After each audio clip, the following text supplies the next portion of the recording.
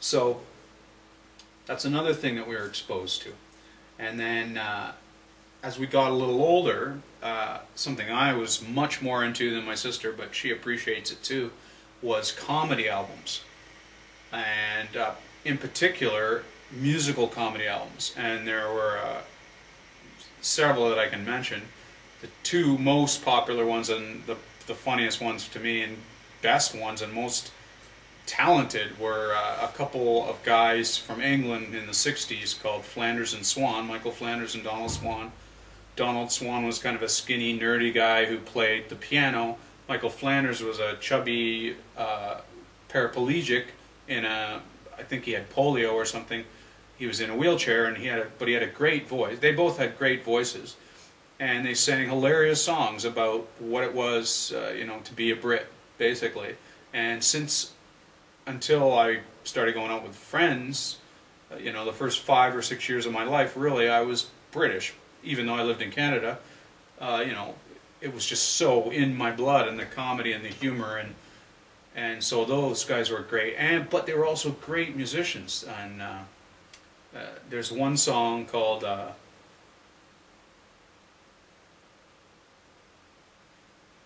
I can't remember what it's called, but it's a song set to the music of Mozart's Trumpet Concerto in E flat major, and he sings the song about he found a French horn. Sorry, it's a French horn concerto. Duh. He finds a French horn and he wants to learn how to play it, and he goes on and on. But it's a brilliant juxtaposition of the lyrics being funny, but they're set to the music that they are actually talking about. And so those kinds of things in my small little mind, back when I was 8, 9, 10 years old, those stuck with me. And I once performed it at a talent show, and I can still sing it to this day. I'm not going to do that for you, but maybe in a separate video by itself.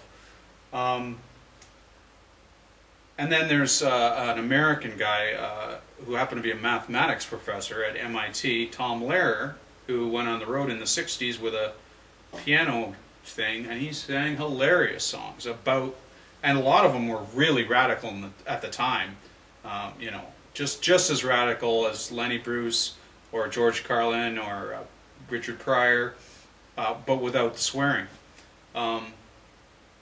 Funny as hell, and totally irreverent, and just that's where it began for me, you know. People say, oh, you're a real badass. I think that's where it began. I was 8, you know, 5, whatever. But anyway, I was influenced heavily by then. Later in the 70s by Randy Newman, you know, Short People, and I think he's been nominated for 22 Oscars. He just won his second one the other night. And he had just hit after hit after hit after hit for movies, and he's a great satirist and hyperbolic comedy writer. And then now recently, 2 great finds one is Stephen Lynch, who just came out a few years ago and sings very vulgar, hilarious. He sucks you in because he's got a beautiful voice and he can play the guitar very well. He sucks you in, and you think, oh, this one is really a song, and then he hits you with the "I'm Satan" or whatever.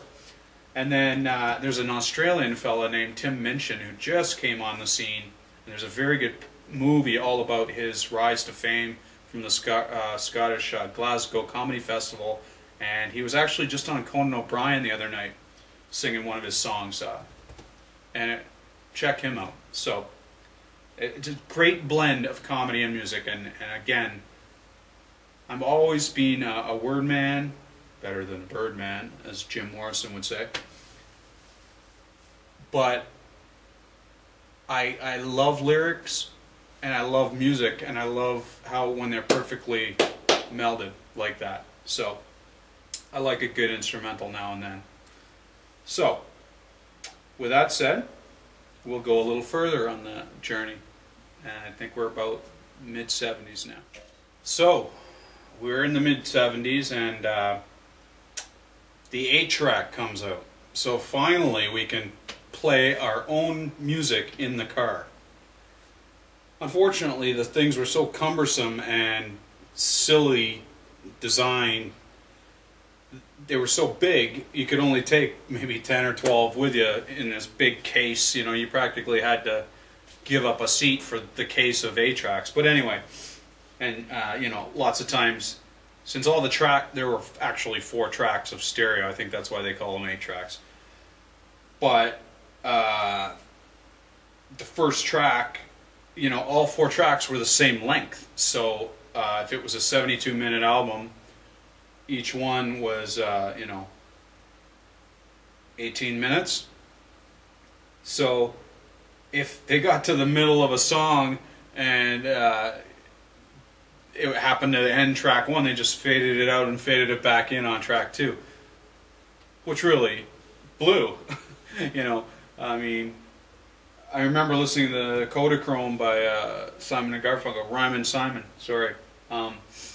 And the 3rd or 4th song on the album is called One Man's Ceiling is Another Man's Floor.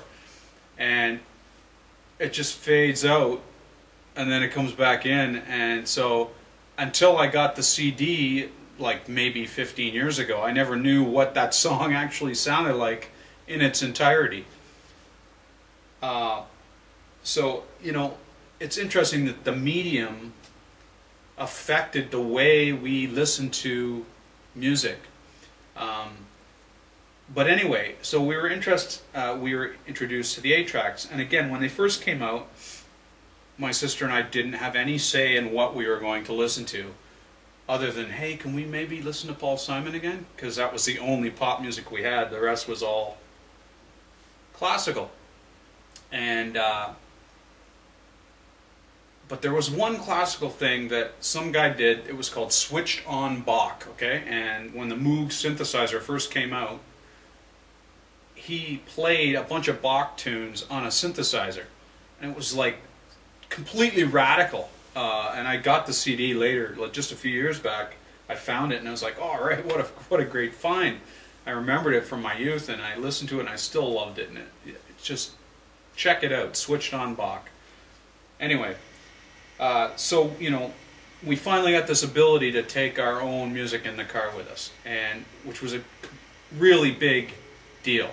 And stereos started coming out with the capability of being able to take a record, play the record, and tape it into an 8-track so you could make a mixtape, basically. So then you could really take your music with you. You didn't have to buy the whole 8-track. You could do mixtapes from your records, and everyone had records for forever.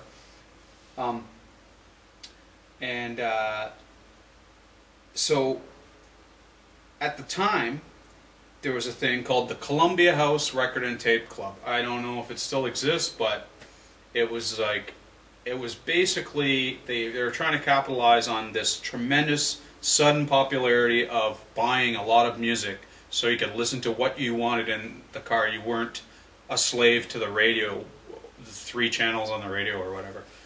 So they offered, it was, I remember the deal, it was 11 tapes for $1.86, okay? 1 cent for the tapes and $1.85 for shipping.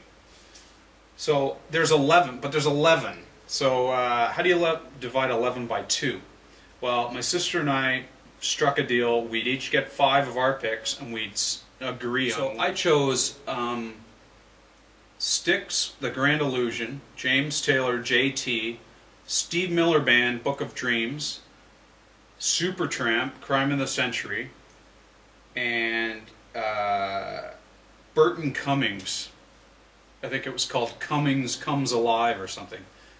If you ever get the chance, it's got the funniest version, and he was being serious, of this Perry Como-esque version of You Ain't Seen Nothing Yet by BTO, or The Guess Who, I guess.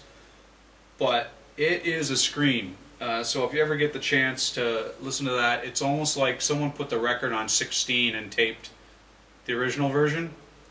Absolutely killing me.